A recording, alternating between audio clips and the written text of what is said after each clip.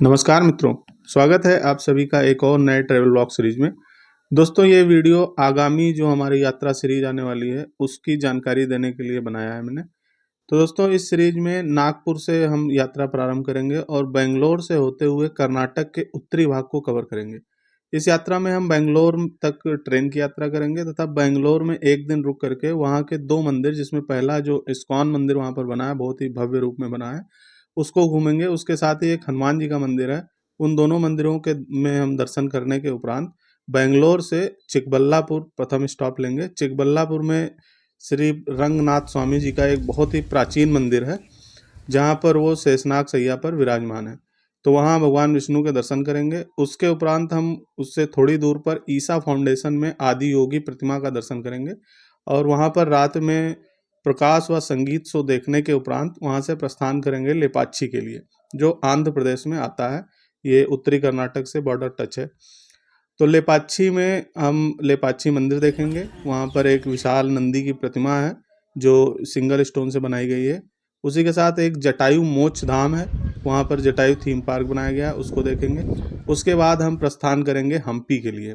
हम्पी में हम एक पूरा दिन व्यतीत करेंगे और हम्पी में जो दो प्रमुख मंदिर हैं, एक विट्ठल स्वामी मंदिर है, उसके साथ में एक विरूपाक्षी मंदिर है। और जो 50 रुपए के नोट पर हमारा विट्ठल स्वामी मंदिर के पास में ही स्टोन चैरेट खड़ा हुआ है, वो देखेंगे। और उसके साथ ही बहुत सारे खंडहर जो हो चुका है वहाँ पर, जो राजधानी थी हम्पी विजयनगर एम्पायर की, तो उस खंडहर को हम देखेंगे। जो बहुत सारा ग्रुप ऑफ मॉन्यूमेंट्स हैं, उसको देखने के बाद में हम बादामी के लिए प्रस्थान करेंगे।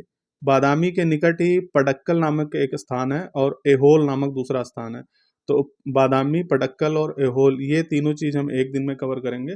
इसमें से पडक्कल जो है वो में विश्व धरोहर में आता है और एहोल में बहुत सारे ग्रुप ऑफ टेम्पल्स हैं, जिसमें बौद्ध, जैन और मुख्यतः हिंदू मंदिर हैं। तो ये सारे प्राचीन मंदिर हैं, इनकी वास्तुकला और इतिहास को देखते हुए हम फिर आगे बढ़ेंगे। पडक्कल में लगभग 10 मंदिर हैं और वहाँ पर भगवान शिव के लगभग 9 मंदिर हैं, तो उन सभी को हम देखेंगे, जिसमें से 2-3 मंदिरों में अभी पूजा अर्चना भी की जाती है। एहोल से हम प्रस्थान करके आएंगे चित्रदुर्ग, और चित्रदुर्ग में हम एक बहुत ही विशाल किला बना हुआ है, उस किले को देखेंगे। और चित्रदुर्ग किले से थोड़ी दूर पर एक चंद्रवल्ली नामक स्थान है, जहाँ पर आर्कियोलॉजिकल साइट है। तो उस आर्कियोलॉजिकल साइट पर एक 80 फीट गहरी गुफा मिली है। उस गुफा के हम अंदर चलेंगे गाइड के साथ में और देखेंगे कि उसके अंदर कैसे प्राचीन समय का गुरुकुल बना हुआ था। चंद्रवल्ली आर्कियोलॉजिकल साइट को देखने के बाद में हम प्रस्थान करेंगे बेलूर के लिए। बेलूर में हम जो यूनेस्को वर्ल्ड हेरिटेज है उसको देखेंगे और उसी के समीप में हलेबीडु नामक स्थान है। हलेबीडु में भी दो विशाल मंदिर बने हुए हैं। उन मंदिरों को नक्काशी समेत देखेंगे। पूरा एक एक विवरण देखने के बाद में हम वहां से प्रस्थान करेंगे जैन मंदिर के लिए, और जैन मंदिर को देखने के बाद में हम वापस आ जाएंगे बेंगलोर। तो ये हमारा पूरा यात्रा का विवरण है। तो दोस्तों इस यात्रा में मैंने प्रयास किया है कि हमारे जो प्राचीन मंदिर हैं, जो 1000 साल 2000 साल पुराने या फिर 800 साल पुराने, इस तरह के जो मंदिर हैं, अपनी अद्भुत वास्तुकला के लिए विख्यात हैं और यूनेस्को द्वारा संरक्षित किए गए हैं, और कुछ उसमें से एएसआई के द्वारा संरक्षित हैं, उन सभी मंदिरों को और प्राचीन धरोहरों को हम अपनी यात्रा सीरीज में शामिल कर सकेंगे। और उसमें हर एक स्थान पर अधिक से अधिक धरोहर को हम बारीकी से देखेंगे और उसके इतिहास, वास्तुकला समेत अन्य जो रोचक जानकारियां वहां पर लोक कथाओं के माध्यम से, उसको आपको बताने का प्रयास करेंगे।